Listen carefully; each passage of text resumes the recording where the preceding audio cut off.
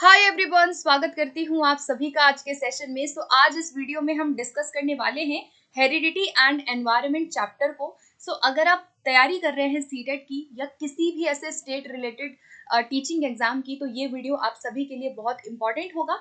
पूरी वीडियो आप लोग जरूर देखिएगा। मैंने यहाँ पे काफी इंपॉर्टेंट जो कंसेप्ट हैं हेरिडिटी और एनवायरनमेंट के, उनको ऐड किया है। कंप्लीट सेशन है ये पूरा, और इसके बाद मैं क्वेश्चंस ले लूंगी, बिकॉज इस वीडियो में अगर मैं क्वेश्चन करवाऊंगी तो बहुत लंबी वीडियो हो जाएगी। इसीलिए अगले सेशन में क्वेश्चन मैं लेकर के आऊंगी हेरिडिटी और एनवायरनमेंट से। उससे पहले ये वीडियो जरूर आप पूरी देखना, जिससे कि आपका जो है क्वेश्चन और टॉपिक दोनों हो जाएगा। तो चलिए फिर फाइनली शुरू करते हैं। एंड नोट्स एंड पीडीएफ्स के लिए आप ज्वाइन कर सकते हैं टेलीग्राम ग्रुप। उसका लिंक आपको कमेंट सेक्शन में मिल जाएगा, तो वहां से चेकआउट जरूर करना, ठीक है। चलिए तो स्टार्ट करते हैं। सबसे पहले हम डेफिनेशन से चलेंगे हेरिडिटी के। हेरिडिटी का अर्थ क्या होता है? So it refers to the traits that pass down from the parents to their offspring. मतलब कि हेरिडिटी का सिंपल अर्थ है कि जो भी ट्रेट आपको आपके पूर्वजों से, आपको आपके माता पिता से, या जो ऑफस्प्रिंग है उनको उनके पूर्वजों से जो गुण मिले हैं विरासत में, उसे हेरिडिटी कहा जाता है। ट्रेड्स का मतलब यहाँ पर क्या हो सकता है कि जो भी हमारा फिजिकल और जो मेंटल ट्रेट है, मानसिक और शारीरिक गुण जो है, जो एक बच्चा अपने पूर्वजों से, अपने माता पिता से प्राप्त करता है, उसे हम हेरिडिटी कहते हैं। तो यहाँ पर है कि यह सबसे महत्वपूर्ण व्यक्तिगत और बुद्धि का निर्धारक होता है, क्योंकि हेरिडिटी से जो हमें गुण मिलते हैं उसमें काफी हद तक हमारा आईक्यू और हमारी पर्सनालिटी निर्धारित होती है, ठीक है। आगे बात करेंगे इसके बारे में, उससे पहले डेफिनेशन देख लेते हैं जेम्स ड्रेवर की। तो जेम्स ड्रेवर ने कहा कि शारीरिक एवं मानसिक विशेषताओं का माता पिता से संतानों में हस्तांतरण होना क्या कहलाता है? आनुवांशिकता कहलाता है। सिंपल परिभाषा जेम्स ड्रेवर ने दी है कि जो भी हमारे शारीरिक गुण है, शारीरिक गुण का मतलब क्या है? हमारी आंखों का कलर, हमारे फेस का स्ट्रक्चर, हमारा आकार, हमारी लंबाई, ये सारी चीजें जो है हमारे शारीरिक गुण है। मानसिक गुण के अंदर हमारा क्या आ जाएगा? हमारी बुद्धि आ जाएगी। तो शारीरिक और मानसिक गुणों का हस्तांतरण एक पीढ़ी से दूसरी पीढ़ी में होना, या माता पिता से हस्तांतरण होना उनके ऑफस्प्रिंग में, उसे हम हेरिडिटी कहते हैं। आगे बढ़ते हैं। अब हम बात करेंगे हेरिडिटी के बारे में, कि हेरिडिटी जो संरचना होती है वो एक प्रकार से स्टैटिक होती है। क्या होती है हेरिडिटी? हमारी स्थिर कारक होती है, जिसे बदला नहीं जा सकता। ये याद रखना इंपॉर्टेंट है।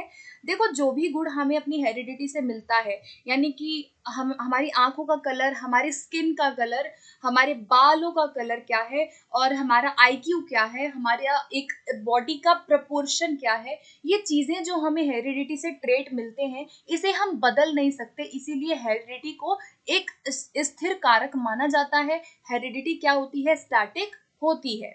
उसके बाद आगे ये जो पॉइंट है ये बहुत इंपॉर्टेंट है। हेरिडिटी जो है वो इंपॉर्टेंट रोल प्ले करती है सबसे ज्यादा बच्चे के किसमें? शारीरिक विकास में।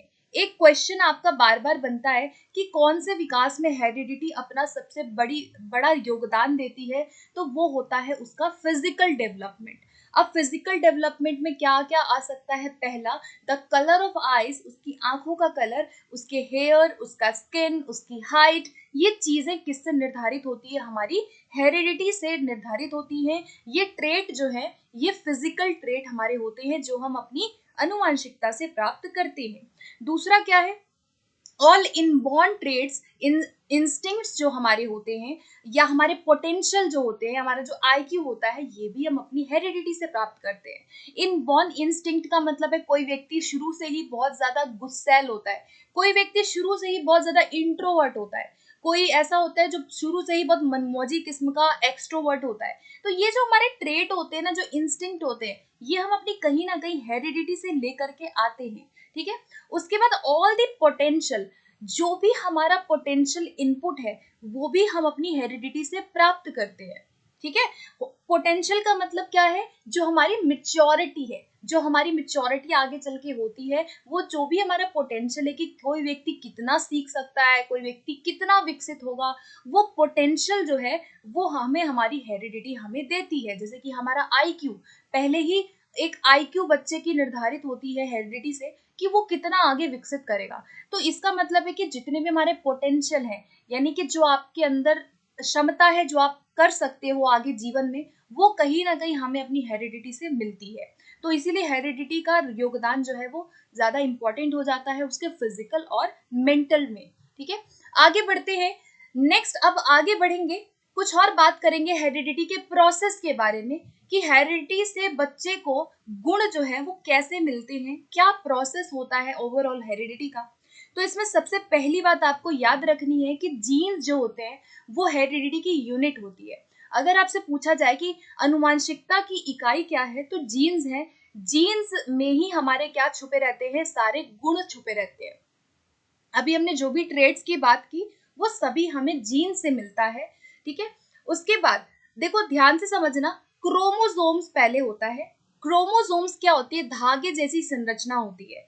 धागे जैसी कुछ संरचनाएं होती हैं। तो धागे जैसी संरचनाएं जो क्रोमोसोम्स होते हैं, क्रोमोसोम्स के अंदर क्या पाए जाते हैं, जीन्स पाए जाते हैं। और जीन्स जो होते हैं वो हमारा यूनिट ऑफ हेरिडिटी होता है। तो सिंपल क्या याद रखना है कि क्रोमोसोम्स है, क्रोमोसोम्स के अंदर है जीन्स, और जीन्स जो है वो डिटरमाइन करते हैं हमारी ट्रेट को कि हम क्या प्राप्त करेंगे।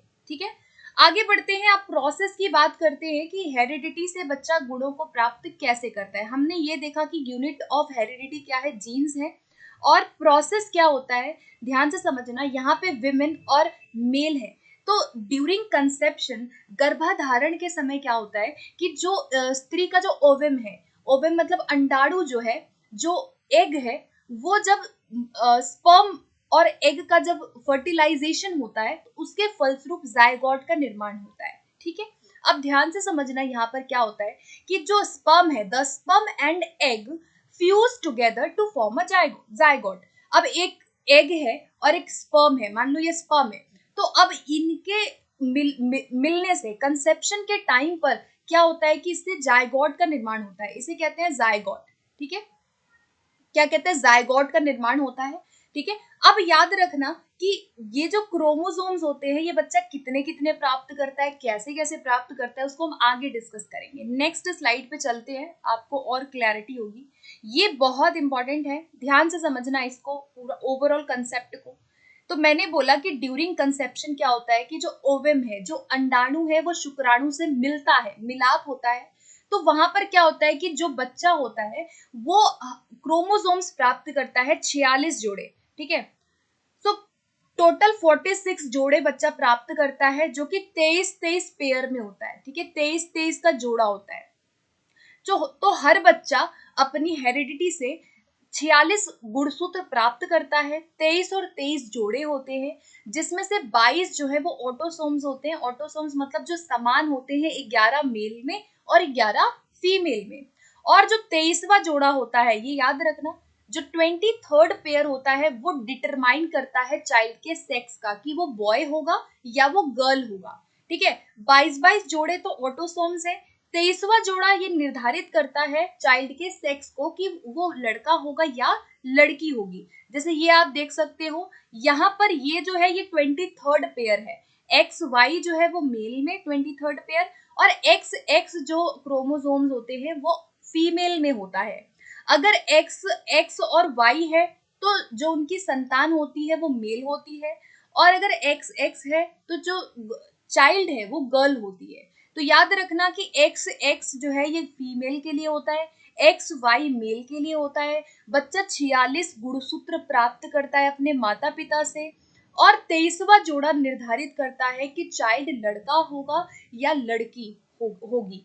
ठीक है, ये ओवरऑल क्या है, हेरिडिटी का पूरा स्ट्रक्चर है। यहाँ पे जैसे हमने डिस्कस किया कि स्पर्म और ओवम का मिलान हो रहा है, उसके बाद फर्टिलाइजेशन होता है, और फर्टिलाइजेशन के बाद जायगोट बनता है। जायगोट का मतलब सिंपली है कि उसमें जो जो सेल है, जो एक जीवन है, वो शुरू हो जाता है बच्चे का। ठीक है, सो यहाँ पर ये चीजें आपको समझ आ गई होंगी। 23 क्रोमोसोम ओवम में, और यहाँ पे 23 क्रोमोसोम है। 23 जोड़े प्राप्त करता है बच्चा, 46 गुणसूत्र टोटल प्राप्त करता है। और जो ये आप पिक्चर देख रहे हो ये क्या है, जाइगोट है। इसी से बच्चे क्या बनता है, एक बेबी बनता है। ठीक है, सो आई होप ये क्लियर हो गया होगा। आगे बढ़ते हैं, अब हम बात करते हैं टाइप्स ऑफ ट्विन्स के बारे में, जहां से क्वेश्चन काफी ज्यादा आपके बनते हैं। देखो हम अभी हेरिडिटी का क्या डिस्कस कर रहे थे कि कैसे फर्टिलाइजेशन होता है, कैसे एग बनता है, कैसे एक जाइगोट बनता है और कैसे जो क्रोमोसोम्स है वो मिलते हैं। ऐसे ही दो प्रकार के ट्विन से क्वेश्चन बनता है जिसको मैं बहुत ब्रीफ डिस्कस करूंगी। पहला होता है आइडेंटिकल ट्विंस और दूसरा होता है फ्रेटर्नल ट्विंस। ठीक है, आइडेंटिकल ट्विंस का मतलब होता है जिसे एकांडी जुड़वा बच्चे कहते हैं। क्या कहते हैं? एकांडी जुड़वा। एकांडी का मतलब समझ रहे हो, एक ही अंडे से, एक ही एग से। अब आप ये देख रहे हो एक एग से ये फर्टिलाइज हो रहे हैं, एक एग से ये क्या बना, ये जायगोट बना। एक ही एग से जायगोट बन रहा है और एक ही एग से ये बच्चे जन्म लेते हैं। तो ये क्या होते हैं? आइडेंटिकल होते हैं, बिल्कुल सेम होते हैं, दिखने में भी सेम होते हैं, इनका जो सेक्स है वो भी सेम होता है। मतलब अगर आइडेंटिकल दोनों लड़के हैं तो लड़के ही होंगे, दोनों लड़कियां हैं तो लड़कियां ही होंगी, इनका सेक्स सेम होता है और ये दिखने में भी सेम होते हैं और एक अंडे से ही इनका फर्टिलाइजेशन होता है, इसीलिए इसे मोनोजाइगोटिक भी कहते हैं। तो 4-5 चीजें याद रखनी है। मोनोजाइगोटिक मतलब कि मोनो का मतलब क्या है? एक, जाइगोट का मतलब क्या है? जो एग से फर्टिलाइज्ड हुआ है ना। तो मोनोजाइगोटिक मतलब एक ही अंडे से फर्टिलाइज होने वाले बच्चे जो हैं, जो जुड़वा बच्चे हैं, उन्हें आइडेंटिकल कहा जाता है, जो दिखने में समान है, उनका सेक्स भी एक जैसा ही होता है। और दूसरे होते हैं फ्रेटर्नल ट्विंस, जिसे भ्रांतीय जुड़वा कहते हैं। क्या कहते हैं? जिन्हें हिंदी में कहते हैं भ्रांतीय जुड़वा। भ्रांतीय जुड़वा का मतलब है जहां पर दो अंडे से फर्टिलाइज होते हैं एक समय पे। मतलब मान लो ड्यूरिंग कंसेप्शन दो दो एग है और दोनों एग जो है अगर फर्टिलाइज्ड हो जाए, दोनों एग फर्टिलाइज्ड अगर हो जाए और जिससे कि अलग अलग अंडों से ये सेपरेट जाइगोट से ये बनते हैं, ये बच्चे जन्म लेते हैं, इन्हें हम कहते हैं फ्रेटर्नल। तो फ्रेटर्नल का दूसरा नाम होता है डाइजाइगोटिक एंड आइडेंटिकल का दूसरा नाम होता है monozygotic. So I hope clear, आपको समझ आ गया होगा। जो आइडेंटिकल है उनका सेक्स भी सेम है और ये दिखने में भी सेम होते हैं, एक ही अंडे से फर्टिलाइज्ड होते हैं, मोनोजाइगोटिक होते हैं। और जो फ्रेटर्नल है वो तो दो अलग अलग अंडों से फर्टिलाइज्ड होते हैं और यहाँ पर इनका जो सेक्स है वो कुछ भी हो सकता है, एक लड़का एक लड़की भी हो सकती है। ठीक है, तो ये आपको याद रखना है। आगे बढ़ते हैं, अब हम बात करेंगे नेचर वर्सेस नर्चर डिबेट के बारे में, जो काफी ज्यादा क्वेश्चन आपके पूछे जाते हैं। ठीक है, नेचर वर्सेस नर्चर का मतलब क्या होता है कि यहाँ पर नेचर वर्सेस नर्चर का मतलब ये है कि क्या हेरिडिटी रोल ज्यादा प्ले करती है एक बच्चे के डेवलपमेंट में या एनवायरनमेंट ज्यादा रोल प्ले करता है। सो काफी सारे मनोवैज्ञानिकों के बीच में ये मतभेद था कि कौन ज्यादा रोल प्ले करता है, क्या जेनेटिक फैक्टर रोल प्ले करते हैं या एनवायरमेंटल फैक्टर ज्यादा इंपॉर्टेंट है। तो ये इसे कहते हैं नेचर नर्चर डिबेट। नेचर का मतलब क्या होता है? आपकी हेरिडिटी, और नर्चर का मतलब होता है आपका वातावरण या एनवायरनमेंट जो बच्चा जन्म के बाद से प्राप्त करता है। यानी जीन्स को छोड़ करके जो भी चीजें बच्चे को प्रभावित करती हैं वो उसका नर्चर होता है। ठीक है, तो यहाँ पर है कि क्या अनुवांशिक या पर्यावरणीय कारकों का प्रभाव पड़ता है, क्या ये दोनों आकार देने में व्यक्तित्व को दोनों ही भूमिका निभाते हैं या एक निभाता है। तो जो प्रकृति और पोषण है वो इसी के बारे में बात करती है और सबसे पुराना मुद्दा है ये। काफी सारे मनोवैज्ञानिक कहते हैं कि पोषण है, काफी सारे कहते हैं कि नहीं हेरिडिटी ज्यादा इंपॉर्टेंट है। लेकिन हम अगर ओवरऑल कंसेप्ट की बात करें तो एक बच्चे के डेवलपमेंट में उसकी हेरिडिटी और एनवायरनमेंट दोनों का रोल इम्पॉर्टेंट होता है। ठीक है, वुडवर्थ ने कहा कि दोनों का गुणनफल होता है हमारा विकास, चाहे वो हेरिडिटी हो चाहे वो एनवायरनमेंट हो। ठीक है, तो दोनों ही इंपॉर्टेंट है। अब ये बहुत इंपॉर्टेंट है, ये स्लाइड जो मैं डिस्कस अब करूंगी, एक डिफरेंस को देखेंगे नेचर और नर्चर में तो आपको और क्लैरिटी हो जाएगी पूरा। तो सबसे पहले कि the individuals personality is the product of both heredity and environment. हमने अभी देखा कि हमारी पर्सनालिटी जो है वो एक चीज से ना होकर के दोनों ही चीजों का मिला जुला रूप है। नेचर नर्चर दोनों से हमारा विकास होता है।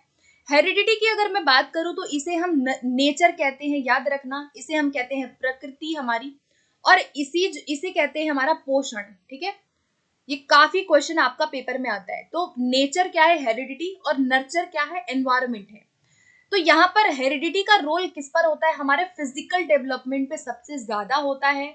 हमारा फिजिकल मेकअप यानी हमारा आकार, हमारा आंखों का रंग, हमारा स्किन, हमारी हाइट, हमारा बॉडी प्रोपोर्शन, सब कुछ हेरिडिटी डिसाइड करता है, जो एक बच्चा इनहेरेंट जीन से प्राप्त करता है। और एनवायरनमेंट क्या है, जो भी बच्चे को प्रभावित करता है जीन्स को छोड़ करके, जीन्स को छोड़ करके जो भी चीजें, जो भी फैक्टर बच्चे को इफेक्ट कर रही है, वो उसका एनवायरनमेंट होता है। उसके बाद है all the inborn traits, instincts और आईक्यू जो है वो हेरिडिटी पे डिपेंड होती है, हम डिस्कस कर चुके हैं। और मेंटल और सोशल ट्रेट की अगर हम बात करें तो ये डिपेंड करता है हमारे वातावरण पे, हमारा मानसिक कॉग्निटिव डेवलपमेंट आगे चल के कैसा होगा, एंड हमारे सामाजिक मूल्य और जो नैतिक मूल्य है, ये सब हमारा वातावरण हमें बताता है। उसके बाद है how a person will develop depends on the environment, and how far a person can develop depends on heredity. ये देखो, ये बहुत, ये जो कंसेप्ट है इसको बहुत ध्यान से समझना, बहुत इंपॉर्टेंट है। ये वाला हेरिडिटी कहता है, ठीक है, ये इसमें आएगा, how far a person can develop, मतलब एक इंसान, एक व्यक्ति कितना कितना विकसित हो सकता है, कितना विकसित हो सकता है। यानी हेरिडिटी एक पॉसिबिलिटी बताता है कि हम कितने विकसित हो सकते हैं, लेकिन एनवायरनमेंट कहता है कि वो कितना विकसित होगा। दोनों में डिफरेंस है। जैसे मान लो एक बच्चे का आईक्यू जो है वो 120 है, वो गिफ्टेड है, तो मैं हेरिडिटी ने हमें बता दिया कि एक बच्चा जो है वो तो गिफ्टेड है, वो तो बहुत आगे जा सकता है। यानी कि हेरिडिटी ने मुझे ये बताया कि a person, how far a person can go, वो कितना आगे जा सकता है अपनी लाइफ में, अपने क्षेत्र में। लेकिन एनवायरनमेंट फाइनली डिटरमाइन करता है कि वो कहाँ तक जाएगा। हो सकता है कि 120 आईक्यू होने के बाद भी उसको एनवायरनमेंट अच्छा ना मिले, हो सकता है उसको पढ़ाई लिखाई ना करवाया जाए फैमिली में, हो सकता है उसका एनवायरनमेंट अच्छा ना हो, तो हो सकता है कि 120 बुद्धि वाला बच्चा इतना विकसित ना हो पाए असल में। तो ये आपको समझ आ रहा होगा कि how far a person can develop, एक पर्सन कितना विकसित हो सकता है, ये हेरिडिटी हमें लिमिट सेट कर देती है। ठीक है, हेरिडिटी क्या करती है, एक लिमिट सेट कर देती है कि कितना विकसित एक व्यक्ति होगा, और एनवायरनमेंट जो है वो ये बताता है कि वो कहाँ तक जाएगा। ठीक है, दोनों में डिफरेंस है। उसके बाद है heredity determines the potential, heredity हमारी पोटेंशियल को डिटरमाइन करती है। जैसे मान लो 120 आईक्यू है, तो इसका पोटेंशियल हेरिडिटी ने पहले ही बता दिया कि ये व्यक्ति इतना आगे जाएगा। लेकिन एनवायरनमेंट क्या है, environment influences the extent to which that potential is achieved. यानी एनवायरनमेंट हमें ये प्रभाव डालता है, हमें ये बताता है कि ये पोटेंशियल जो है वो कहाँ तक होगा, कहाँ तक व्यक्ति जाएगा।